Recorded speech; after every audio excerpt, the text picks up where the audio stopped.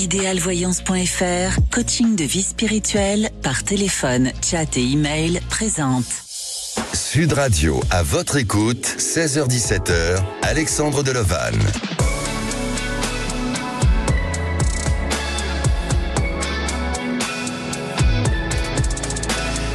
Bonjour à tous, alors je suis heureux de vous accompagner jusqu'à 17h et de finir cette semaine avec vous. Merci à vous, chers auditeurs, pour vos confidences au quotidien. Et en cette période de Noël, la tentation à la consommation est d'actualité, et encore plus pour ceux qui souffrent de compulsivité. Alors on parle de compulsion ou de TOC, c'est-à-dire de troubles obsessionnels compulsifs lorsqu'une tendance intérieure impérative nous pousse à accomplir une action ou à penser à une certaines idées, alors que consciemment, nous refusons à ce genre de choses. Alors, avez-vous des comportements compulsifs ou l'un de vos proches en souffre? Vous souhaitez en parler? Un seul numéro, 0826 300 300.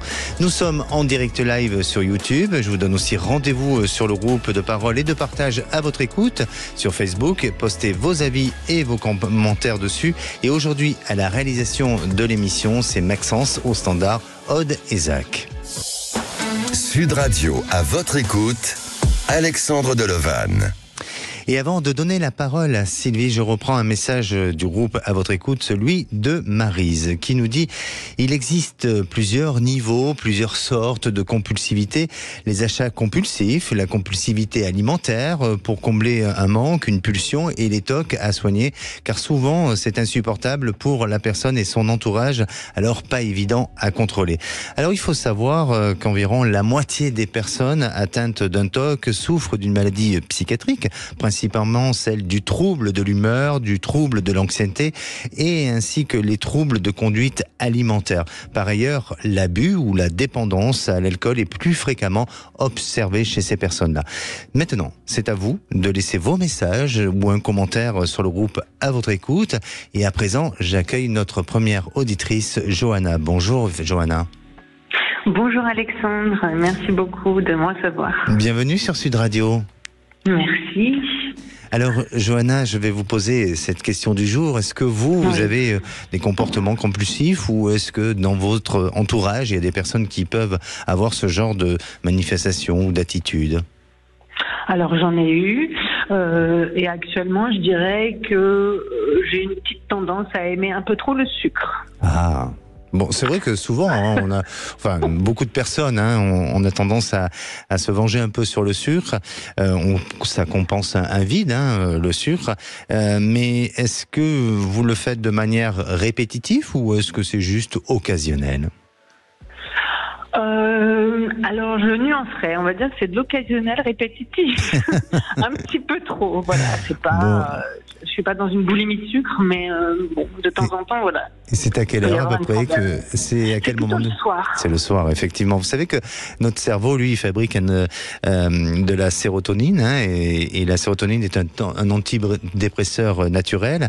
Et plus on va équilibrer notre sérotonine, ça modère notre appétit et ça évite justement de ces envies de sucre. Alors, comme vous le dites, souvent, quand on a des petites fringales comme ça, c'est souvent entre 17h, 22h, voire même la nuit.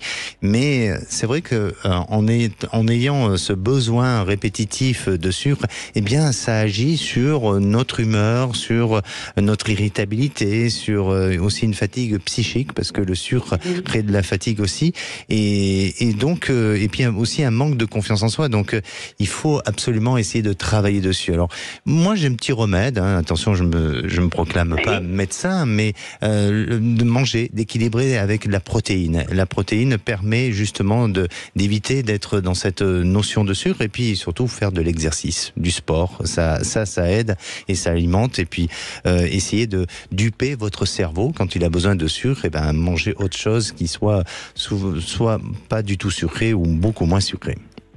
Très bien, merci. Et voilà, ça c'était le petit conseil, mais après chacun doit adapter, et puis après il faut voir un nutritionniste qui est compétent dans ce genre de choses.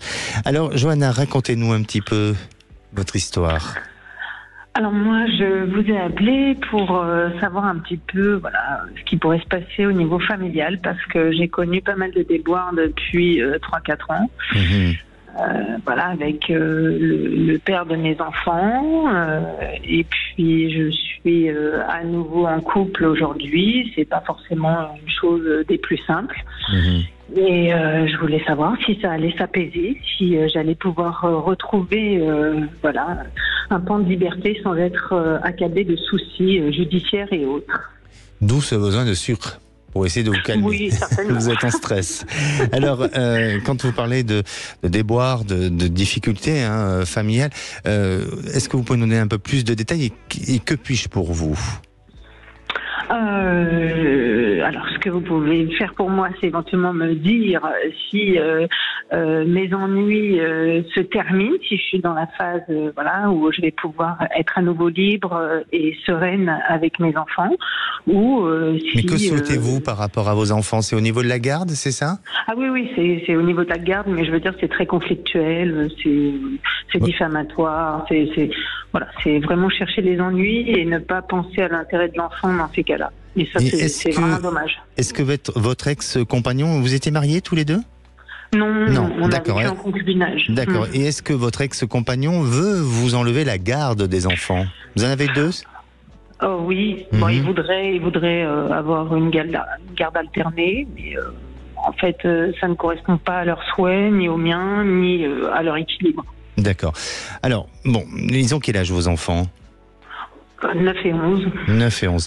Moi, de ce que je ressens, pour vous, Johanna, il va falloir résister. Il faut persévérer, il faut résister parce que il y a encore une période difficile. Je suis pas là pour vous catastropher et pour être pessimiste face à la situation, mais c'est justement en ayant cette conviction, cette persévérance, cette résistance et en étant dans cette résilience que vous allez arriver à pouvoir dépasser les obstacles. Et puis ensuite, même si il y a un sentiment, ou en tous les cas des événements qui vous paraissent des événements odieux, méchants ou calomnieux pour votre part envers vous, eh bien, je sens que tous ces aspects-là ou tous ces éléments-là vont être positifs pour justement à un moment donné vous défendre auprès de la justice ou notamment sur des droits de garde. Donc oui, ça va être encore compliqué. Oui, il va falloir... Vous voyez encore des problèmes judiciaires ? Je sens encore des problèmes un peu dans ce sens-là, mais je sens que en fait la stratégie peut-être de votre ex-compagnon, c'est de vous amener à l'épuisement. C'est peut-être aussi de faire clan entre les enfants et vous. Mais pour moi, j'ai l'impression qu'il faut que déjà vous préservez vos enfants, c'est-à-dire qu'il ne faut pas mêler cette histoire avec vos enfants pour que eux ne soient pas à cet âge-là trop perturbés, parce que malheureusement, et ça je le dis bien malheureusement souvent dans des histoires de famille comme ça, de séparation, de rupture, eh bien il y a des enfants qui en pâtissent et qui sont dans cette fragilité, dans cette difficulté, et ça crée des traumatismes après. Donc il faut vraiment les protéger de cette manière-là. Et pour moi, vous verrez que sous une période à peu près d'1 an, ça semble se calmer. Ça semble se calmer parce qu'il n'arrive pas à ses fins, il n'arrive pas à aboutir à ce qu'il veut réellement. Donc je dirais vraiment que plus vous aurez des témoignages ou des arguments ou des éléments qui sont en votre faveur, eh bien plus ça va donner un aspect plutôt favorable pour la suite des choses. En tous les cas, c'est ce qui semble apparaître pour vous. D'accord, donc dans 1 an, c'est terminé. Dans 1 an, c'est beaucoup mieux. Dans 1 an, c'est beaucoup mieux. Bien, Johanna, n'hésitez pas à nous rappeler. Ok, merci beaucoup. Merci à vous et merci pour votre sourire aussi. Passez de bonnes fêtes. Allez, si vous aussi vous avez des questions sur votre devenir, on vous attend au standard 0826 300 300. Et c'est le moment du grand sapin de Noël sur Sud Radio, c'est maintenant. Alors, c'est le moment pour vous de gagner votre cadeau de Noël en direct sur Sud Radio.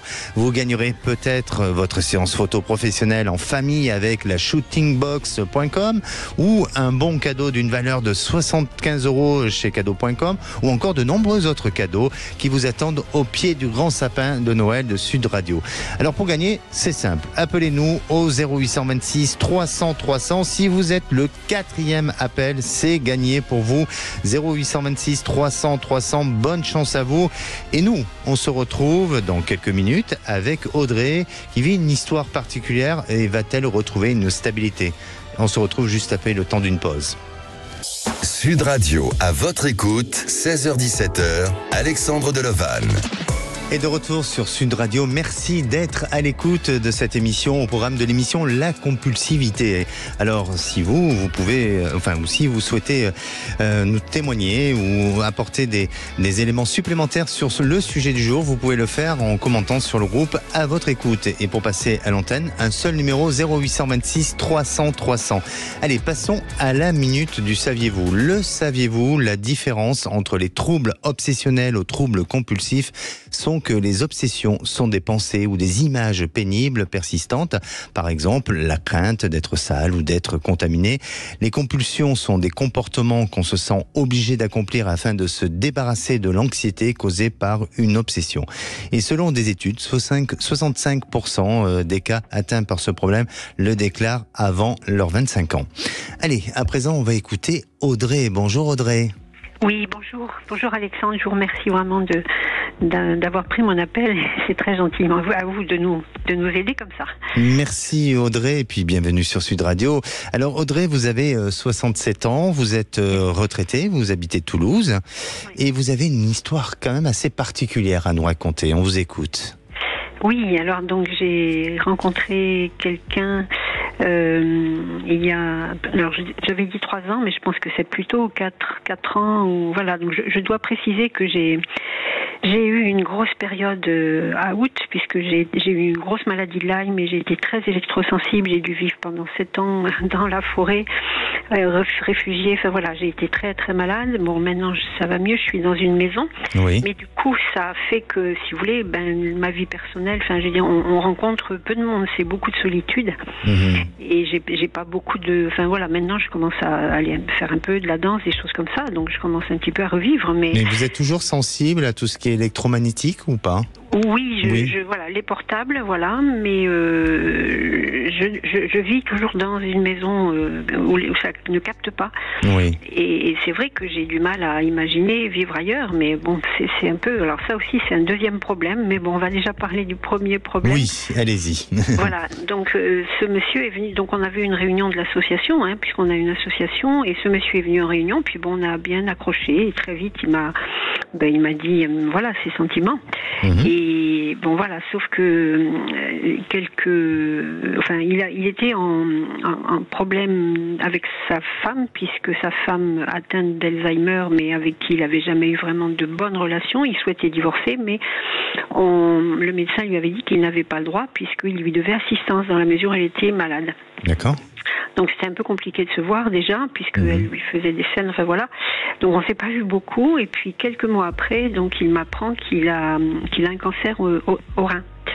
Et il me dit, je ne veux pas me faire opérer, je vais aller dans un centre bouddhiste et je vais, par la prière, il n'a pas employé le mot prière, mais il dit, je vais me soigner tout seul. Bon, moi j'y croyais guère, parce que je me disais, bon, il faut au moins se faire opérer, quoi. Et par contre, il m'a donné aucune nouvelle. Alors je sais pas, ça a dû durer 4 mois, 6 mois, je me rappelle pas exactement. Et au bout de 6 mois, il me rappelle en disant, je suis guérie. Alors je trouvais ça assez miraculeux. Voilà. Mais je crois profondément en cette pratique. Mais bon, c'est vrai qu'il est assez fort, je pense. Bon, je sais pas, à peu près un ou 2 mois après, il me dit, au téléphone, il me dit, bon, j'ai des métastases partout et j'ai une tumeur au cerveau. Je suis foutue, oublie-moi, voilà, ne m'appelle plus, enfin voilà. Bon, moi je suis un peu catastrophée, mais je me dis, c'est pas possible, il a fait tellement d'efforts pour arriver à... Bon, il me dit quand même, je vais essayer de me soigner tout seul, mais il me dit, je le fais pour toi. Bon, alors déjà, je me disais, bon, il faut qu'il le fasse d'abord pour lui. J'ai essayé de lui dire, mais bon, c'était, voilà. Et donc, à nouveau, plus de nouvelles pendant au moins 6 mois.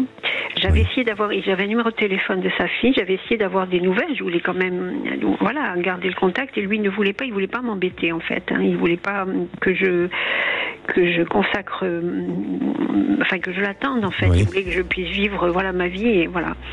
Et donc à un moment, j'ai laissé 2-3 messages à sa fille, pas de nouvelles. Puis à un moment, il y a un monsieur qui m'appelle en me disant qu'il était décédé. Alors là, les bras m'en tombent, quoi. Et je me dis mais j'ai pas eu de nouvelles du tout. Enfin, j'étais vraiment, un peu terrassée, quoi. D'accord. Voilà, alors je demande un peu quelques questions, il me dit oui, il a mis tous ses papiers en ordre, il a beaucoup souffert, etc. Bon, il m'en dit pas plus. Donc moi, j'essaie de passer à autre chose, hein. Je veux dire, j'étais prudente quand même, hein. J'étais pas hyper attachée dans la mesure où on s'était pas beaucoup vu, mais c'est quelqu'un vraiment que j'essaie beaucoup, je sens qu'on a un lien, enfin quelque chose. D'accord. Quoi. Et puis, figurez-vous que, je sais pas, à peu près 2 mois après, donc ça c'était début de l'automne, au mois de septembre, c'est lui qui m'appelle. Alors là, je dis c'est pas possible. Je lui dis mais on m'a dit que tu étais décédé. Il me dit mais bon, il y a des gens qui sont méchants et qui racontent n'importe quoi. Alors je connais pas la raison ou pourquoi des gens m'ont dit ça, je sais pas du tout, voilà. Bon. Alors quel est votre questionnement? Mon questionnement, c'est est-ce qu'on va arriver à déboucher sur quelque chose ou pas? Parce qu'en fait, il m'avait demandé la dernière fois, mais est-ce que je peux venir habiter chez toi? Bon, moi j'ai dit de toute façon, allez, on y va. On s'est simplement connus un petit peu physiquement, un peu par téléphone, mais voilà. Alors, vous souhaitez savoir si vous allez vous rapprocher de l'un et de l'autre et s'il y a la possibilité d'une relation ensemble, c'est ça? Oui, c'est ça, parce qu'il y a 15 jours, il est tombé, il s'est fait une entorse au genou, et à nouveau, il m'annonce, écoute, mon genou s'est fichu, je peux plus marcher, je pourrais plus conduire, etc. Donc là, je me dis, boum, c'est Audrey, des montagnes russes. Pardonnez-moi, parce qu'on est un peu pris par le temps, désolé. Il y a quelque chose que je n'arrive pas à cerner.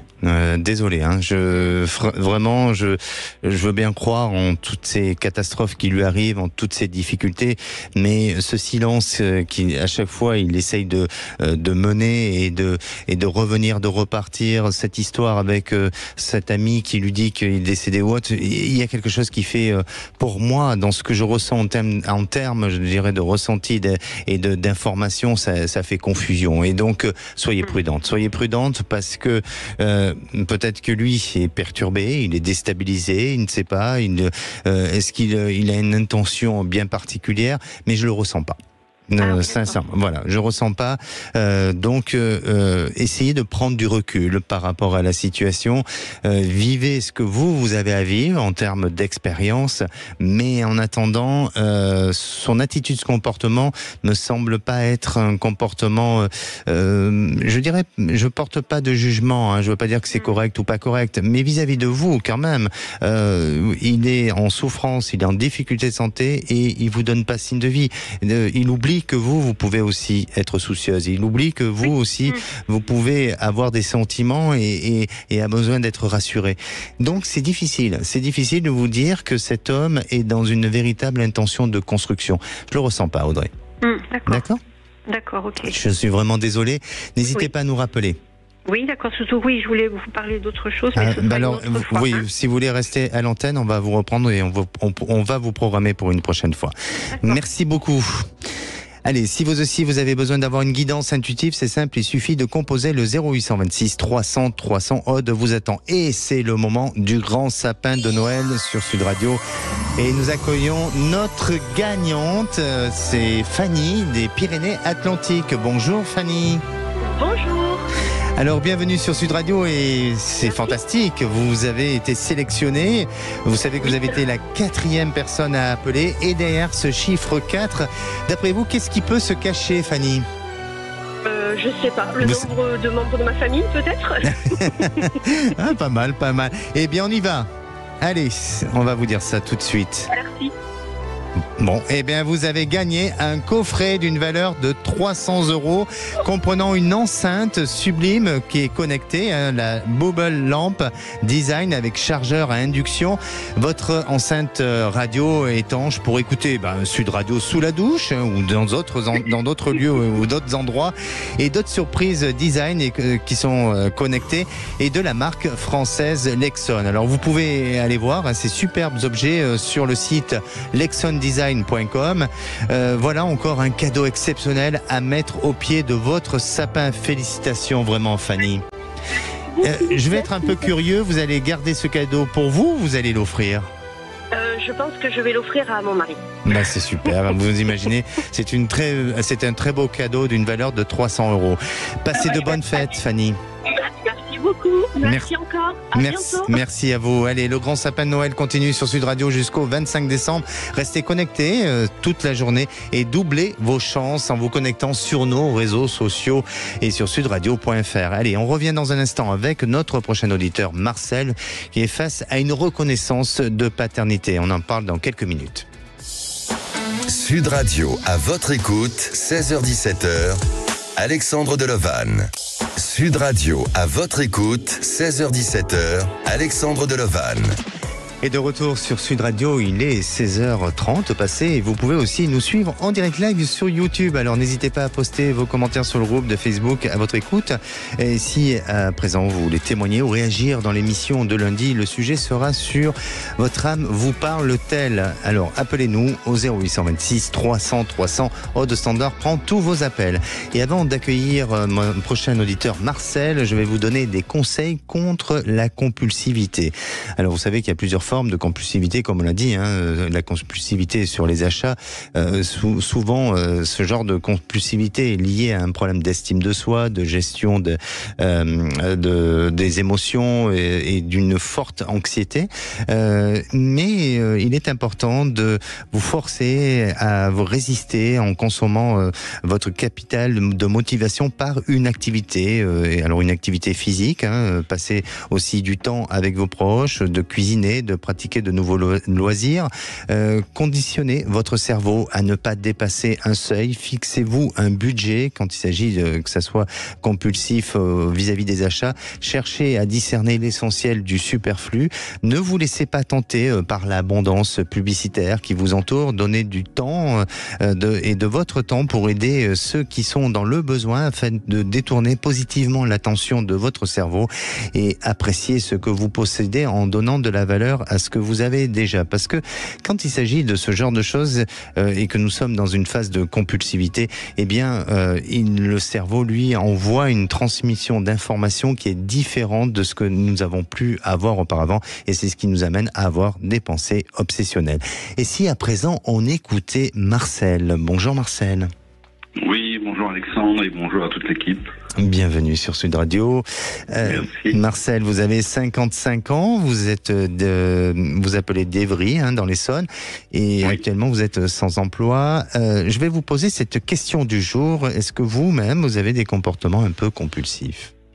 Alors oui, sur la propreté un peu. D'accord. Bon, je me suis un peu calmé quand même. D'accord. Vous êtes calmé depuis peu ? Oui, j'ai laissé un peu de côté, oui. D'accord. Qu'est-ce qui vous a amené ? Est-ce que vous avez eu un choc ou un événement qui vous a amené à agir de cette manière-là ? Oui, c'est certainement mon travail, comme j'étais en rupture conventionnelle. Voilà, donc j'ai laissé un peu de côté mon ménage, etc. Oui. D'accord. Et j'imagine que cette rupture de travail vous a créé une anxiété ?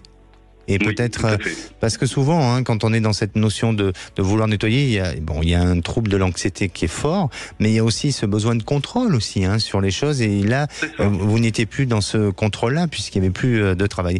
Et alors, étrangement, moi je l'ai constaté après le Covid ou durant la période du Covid, il y a eu beaucoup de gens qui ont fait ressortir ce genre de troubles. Bon, ça c'est un constat personnel. Alors, racontez-nous un petit peu, Marcel. Alors, je sais que je vais faire assez vite et puis résumer. Bien sûr. Alors aujourd'hui, donc je suis papa de 4 grands garçons et je suis grand-père de 2 petits enfants. Bravo. Merci. Et j'ai rencontré une femme il y a à peu près 1 an et demi. Une jeune femme beaucoup plus jeune que moi, mais qui avait déjà 3 enfants. Oui. Et on s'est fréquentés et puis elle a décidé il y a 9 mois de couper notre rupture.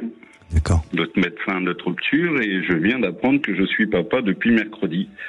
Et donc l'enfant est né et c'était un enfant, je sais pas. Et donc j'ai eu des contacts avec elle. Elle me dit elle veut bien que je le reconnaisse si j'ai envie de le reconnaître, d'être dans sa vie en tant que père, mais ça s'arrêterait là. Et moi, je ne sais pas, je suis perdu parce qu'en plus je ne sais pas si je dois le dire à mes enfants, si je dois le reconnaître et si quel avenir pour cet enfant. Et moi, je sais que cette personne, je suis encore amoureux d'elle.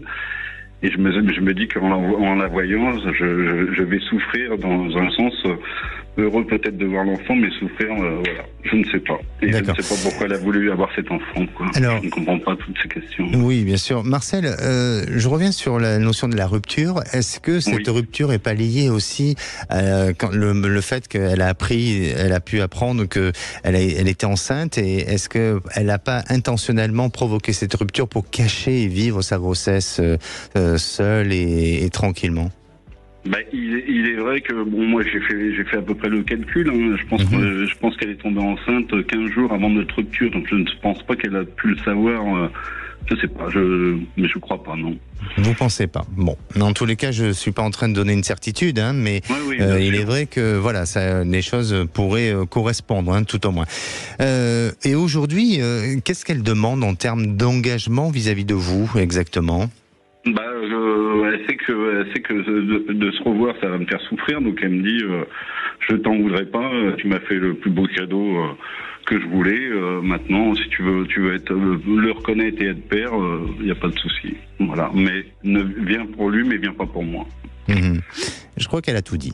Et je pense que, je sais pas, mais je pense que vous assumerez très très bien votre rôle de papa, même si il a été conçu autrement et différemment, et peut-être que cet enfant a déjà l'information, parce que je crois que quand on arrive dans ce monde, on a déjà une information qui nous est transmise et on connaît un peu notre mission, et je crois que cet enfant, il y a un lien qui peut se créer entre vous et lui. Alors attention, je suis pas en train d'influencer votre choix, parce que c'est à vous de décider aujourd'hui quelle est votre intention vis-à-vis de cet enfant, de le reconnaître ou pas?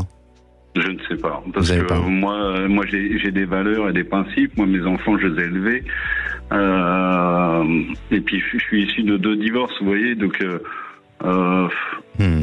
Alors, bon, en tous les cas, moi, de ce que je ressens, et peut-être que ça rejoint par rapport à vos valeurs et à vos principes, mais en tous les cas, cet enfant a déjà l'information. Et je crois que peu importe, mais en fonction de la décision que vous prendrez, parce qu'il n'y a que vous qui peut décider, et c'est un sujet qui est tellement, compliqué à prendre une décision et sérieux, donc je ne veux pas du tout influencer votre pensée, mais tout au moins, je crois que la décision qui sera prise, que ça soit oui ou non, l'enfant, lui, il va l'intégrer. Et vous serez amené peut-être un jour à le rencontrer parce qu'il voudra connaître son père. Donc, il y a quelque chose qui peut-être a besoin de temps, parce que vous avez appris la nouvelle quand? C'est tout récent, là, non?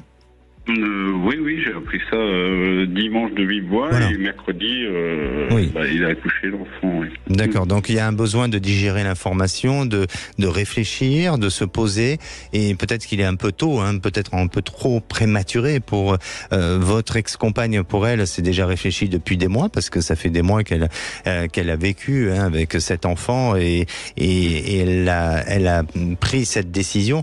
Mais en attendant, je sens pas que votre histoire puisse reprendre ensemble. Donc, si vous deviez faire un choix en fonction d'une éventuelle reprise de relation, là, par contre, vous risquez de vous tromper, et ne faites pas ça, parce que l'enfant n'est pas responsable de tout ça.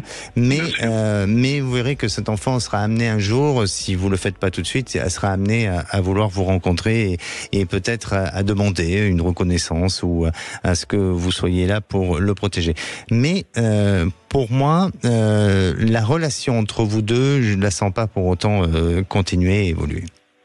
D'accord. D'accord ? D'accord. Merci beaucoup. Prenez ce temps nécessaire pour réfléchir. La décision est très importante. Tout à fait, c'est vrai. Voilà. Très bien. Merci beaucoup. Et prenez soin de vos proches. Merci. Merci, bonne fête à vous. Sud Radio, à votre écoute, Alexandre Delevanne. Et la parole est à Sylvie. Bonjour Sylvie. Bonjour Alexandre. Bienvenue sur Sud Radio. Merci. Alors Sylvie, vous avez 59 ans, vous appelez d'Arcachon et vous travaillez dans les ressources humaines. C'est bien ça, tout à fait. Et je vais me permettre de vous poser la question du jour. Est-ce que vous avez des comportements compulsifs ou est-ce que vous connaissez des gens proches de vous qui peuvent l'avoir aussi ? Moi, je n'en ai pas. J'ai bien réfléchi, je n'en ai pas. D'accord. Autour de moi, non plus. Bon. Non plus. Bon, très bien. Mais écoutez, je ne veux pas dire que vous n'avez pas de problème, hein, mais j'en ai certainement.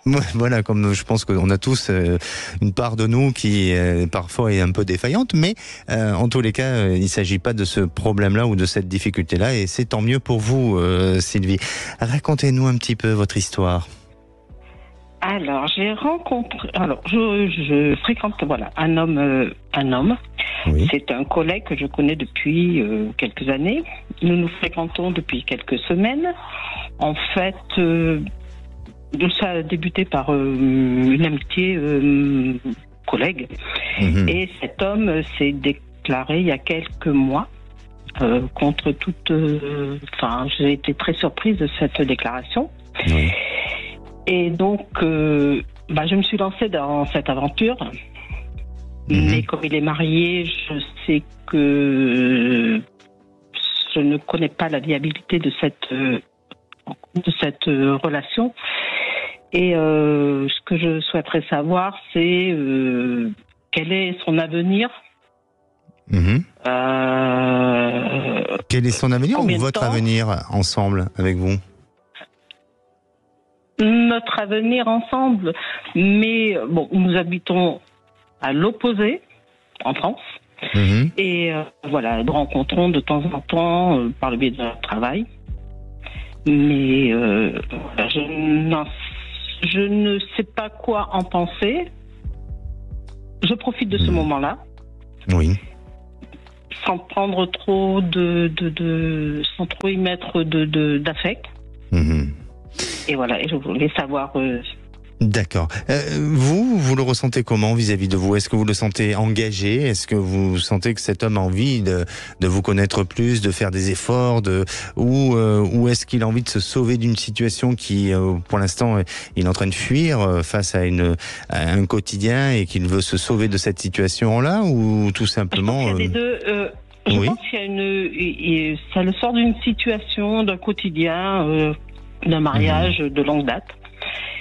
Je pense que je pense pas de sentiment, mais quand il m'a vu la première fois, et il me dit que c'était une évidence, et ça remonte à 3 ans.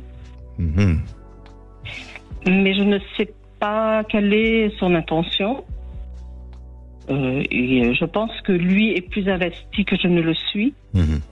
Parce que moi, je connais la situation et que je ne veux pas y mettre plus. Oui.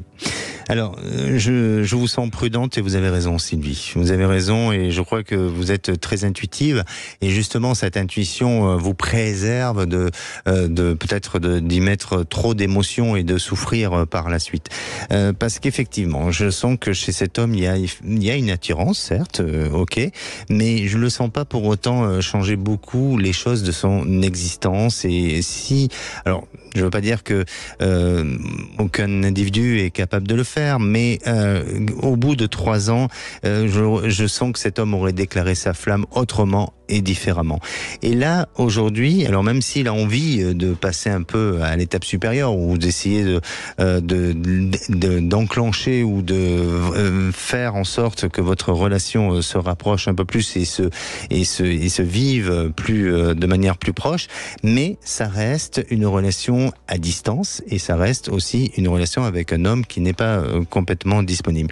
Donc, de ce que je ressens sur l'avenir, je ne sens pas forcément un grand changement. Je sens que, surtout vous, vous y mettez peut-être des freins, une prudence pour justement vous préserver et ne pas souffrir de cette relation. Après, à vous de décider, mais je reprends des mots que vous avez dit en tout début. Il faut peut-être vivre ce moment présent, et c'est ce que j'aurais tendance à vous dire. Vivez votre moment présent, mais attention à la projection de l'avenir ensemble. D'accord. Alors, outre ça, est-ce que je peux faire une rencontre, une vraie, avec un homme, seul et disponible? Oui, bien sûr, vous allez faire une rencontre, mais je sens que ça demande encore un petit peu d'attente, et ça demande, allez, je dirais pas avant l'été prochain, parce que jusqu'à cet été prochain, je vous sens être dans une situation un peu peut-être d'espoir, d'attente vis-à-vis peut-être de cet homme ou d'autre chose. Et puis à l'été prochain, on dirait qu'il y a une échéance chez vous qui vous amènera à vivre autrement et différemment. Mais moi, ce que je vous invite à faire, c'est à nous rappeler pour qu'on puisse regarder un peu plus loin ce qui va se passer pour vous dans l'avenir. D'accord ? D'accord, c'est gentil. Merci à vous, Sylvie, et puis surtout prenez soin de vous, et puis je vous souhaite de très bonnes fêtes. Merci beaucoup à vous aussi. Merci. Et si vous aussi, vous avez besoin de mon ressenti et d'être accompagné dans votre évolution de vie, n'hésitez pas à appeler le 0826 300 300. On se retrouve dans quelques minutes avec David pour un changement de vie. Ne bougez pas, on en parle dans un instant, et c'est sur Sud Radio. Sud Radio, à votre écoute, Alexandre Delovan. Sud Radio, à votre écoute, 16h-17h, Alexandre Delovan. Et de retour sur Sud Radio pour cette dernière partie, avant de retrouver les vraies voix présentées par Philippe David et Cécile de Minibus. Alors il vous reste quelques minutes pour passer à l'antenne de Sud Radio, et avant de retrouver notre dernier auditeur, David, je vais retrouver tout simplement David. Alors David, bonjour. Bonjour Alexandre. Bienvenue sur Sud Radio. Merci, c'est gentil. J'écoute souvent votre émission. Ah, c'est très gentil, merci. David, vous avez 59 ans, vous vous appelez de Brive-la-Gaillarde et vous êtes formateur pour adultes, c'est bien ça ? Oui. D'accord. Et vous avez, vous, un petit comportement compulsif ou pas, tout simplement ? Par curiosité, Ouais, c'est un bien grand mot, mais disons que oui, le soir avec mon épouse, on se partage souvent une tablette de chocolat. Ah, c'est bien. Alors, est-ce qu'il y a autre chose que vous dans la journée que vous consommez, ou c'est juste le soir, comme ça, cette tablette ? Non, c'est juste le soir. Bah, c'est peut-être tout simplement un petit rituel avec votre épouse, c'est un petit rituel. C'est pas forcément compulsif. Non, je pense pas avoir de comportement compulsif. Oui, moi je verrais ça plus comme un petit rituel avec votre épouse, vous êtes tranquille, vous profitez de cette fin de journée et vous vous faites plaisir. Bon, écoutez, voilà, tant que c'est fait avec modération, c'est pas mal. Alors, racontez-nous quelle est votre interrogation disons que mon épouse fait un métier qui était passionnant au départ, elle fait famille d'accueil. Donc on reçoit des enfants de la protection de l'enfance. Alors, au début, on avait la foi, c'était passionnant, puis avec les années, et puis surtout, c'est surtout l'environnement qui est compliqué. Les enfants par eux-mêmes, ça va à peu près, mais bon, grosse lassitude, grosse déception en ce moment de la part de mon épouse et puis même de moi, parce que même si je travaille, je participais pas mal à cette activité. Et puis, je sais pas, je réfléchissais à un moyen de trouver autre chose, et j'ai pensé à quelque chose. On a une jolie maison type corrézienne en pierre, et on a une maison qui se libère juste à côté. Et je pensais que ce serait peut-être le moyen de créer de la location courte durée, on appelle ça type Airbnb, puisqu'on est dans un village classé qui est touristique, qui est joli, et je me disais que c'était peut-être une solution pour trouver une attractivité pour mon épouse, et voilà, c'était la question. Est-ce que ça vaut le coup de se lancer dans une aventure comme ça, parce que c'est quand même très risqué. Bien sûr. Et est-ce que votre épouse est d'accord, et est-ce que elle aussi, elle se sent investie dans ce genre de projet ? Oui, c'est quelque chose qui nous passionne, tout ce qui est architecture, déco, tout ça, on aime beaucoup. Moi, j'ai l'impression... On a acheté une l'impression... très vieille maison qu'on a entièrement retapée. C'est quelque chose qu'on aime faire, ouais. Moi, j'ai l'impression que ça colle avec votre évolution de vie. C'est-à-dire que c'est comme si c'était une suite logique, vous voyez. Et je crois que effectivement, hein, quand vous dites que votre épouse est un petit peu lassée, fatiguée de son travail, même si elle peut, bon, famille d'accueil, c'est effectivement, ça peut être épuisant. Et mais même si elle aime son métier, elle a besoin intellectuellement de s'enrichir sur autre chose. Et je crois que vous aussi, vous êtes dans cette période de renouveau, de renaissance, un besoin de peut-être avec un certain nombre d'années. Ça fait combien de temps que vous êtes ensemble avec votre épouse? Ça fait longtemps? 10 ans. 10 ans. D'accord. Avec un certain nombre d'années, vous avez besoin de peut-être de faire un bilan et d'avancer et d'évoluer sur votre évolution de vie et sur votre chemin de vie. Sincèrement, je le ressens. Je le ressens, ce projet. Je ressens qu'il peut être profitable, qu'il peut apporter un épanouissement. Alors bien sûr, avec quelques petites inquiétudes sur sa gestion, de l'aménagement, de l'architecture, de plein de choses sur le plan technique où vous pouvez être par moments un peu inquiet. Mais ça fait partie des projets, ça fait partie de l'évolution de la vie et surtout que ça va amener votre esprit à autre chose. Donc pour moi, je le sens très très bien, je sens que vous êtes dans cette capacité de changement et puis ce projet va fonctionner. Il va fonctionner parce qu'il y a ce côté Airbnb. Alors il y a peut-être, est-ce qu'il y a la possibilité d'accueil de 5 chambres ou 5... Oh oui. Oui. Oui. D'accord. Oui, parce qu'en fait, c'est une maison qui est un ensemble. Nous, il y a un corps central, si vous voulez, qu'on habite, quoi. Et il y a 2 petites maisons ventouses sur les côtés. Et tout ça fait partie d'un ensemble en pierre très joli, quoi, très attirant. Et il y a de quoi mettre au moins, sur l'ensemble, il y aurait de quoi mettre au moins 10 couchages. Ouais. D'accord. Est-ce qu'il y a eu auparavant un pigeonnier dans cet endroit-là ou quelque chose qui pourrait y ressembler dans ce lieu? Vous savez pas. Bon, mais en tous les cas, ou peut-être d'une forme architecturale qui pourrait y ressembler, ou peut-être que c'est ce que vous risquez de vouloir faire dans l'évolution de ce projet. Mais en attendant, je pense que c'est un bon projet. Voilà. Écoutez, vous ne pouvez pas faire plus plaisir. Bon, écoutez, on a besoin d'avoir un projet en commun en plus. Eh bien, c'est très bien. Très bien là-dessus. Voilà. Et je vous souhaite de bonnes fêtes.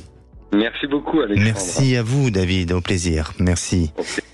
Et pour conclure, je dirais, vos pensées qui causent de l'anxiété sont souvent sans fondement. Allez, on se donne rendez-vous lundi. On parlera de votre âme. Est-ce que votre âme vous parle? Venez en parler à l'antenne de Sud Radio au 0826 300 300. Passez une bonne fin de soirée et prenez soin de vous. Et la place est aux Vraies Voix. Bonsoir, Philippe David. Bonsoir, Alexandre Delovan. Le menu des Vraies Voix. 17h30, le grand débat. Une balisiphobe fiduciale pour Sud Radio et Paris Match qui fait énormément parler. Bardella plus Maréchal plus Dupont-Aignan égale 40% des voix qui se répartissent entre 30 pour Bardella, 7,5 pour Marion Maréchal et 2,5 pour Nicolas Dupont-Aignan.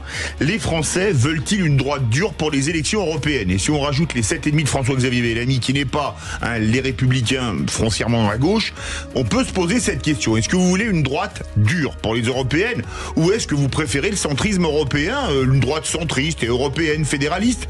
Venez nous le dire au 0826 300 300. Notre expert du jour sera Luc Rouban, directeur de recherche au CNRS et au CEVIPOF et auteur du livre La vraie victoire du RN, édité aux presses de Sciences Po. À 18h37, le coup de projecteur. Cette vidéo virale d'une gamine qui se fait tabasser par d'autres gamines.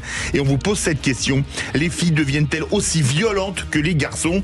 Entre la fille de 12 ans avec un couteau à Rennes dans un collège et cette affaire à Lyon, on en parlera avec Reda Didi, fondateur de l'association Graines de France et consultant en politique de la ville auprès de la Fondation Jean Jaurès. Pour vous, les filles deviennent aussi violentes que les garçons ou ce sont juste 2 faits divers? Même cause, mêmes effets, le 0826 300 300. Nos 3 vraies voix du jour. Avec Cécile de Ménibus, on va devoir le cornaquer. Philippe Bilger, Elisabeth Lévy et René Chiche. Bonne émission.